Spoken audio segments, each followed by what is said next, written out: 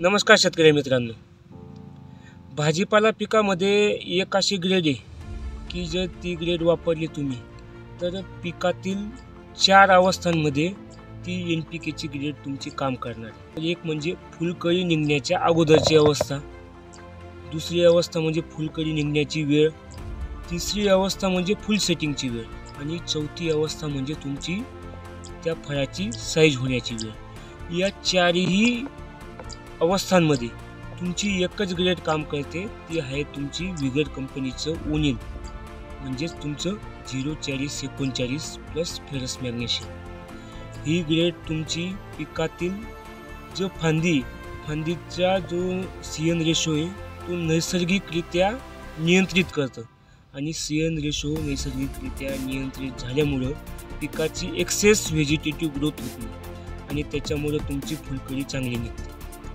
आणि याच्यात फॉस्फरस आणि पोटॅशचं प्रमाण असल्यामुळं फ्लावरिंग कंटिन्यू चालू राहते आणि जो तुमचा तयार झालेला माल आहे की ज्याला तुम्हाला साईज पाहिजे तर या मालाचीही साईज तुमची हळूहळू होत असते। आणि एक महत्त्वाचं म्हणजे ज्या वेळेस फळाची साईज होत असते तर त्यावेळेस नॉर्मल पानांमध्ये पिवळापणा जाणवत असतो।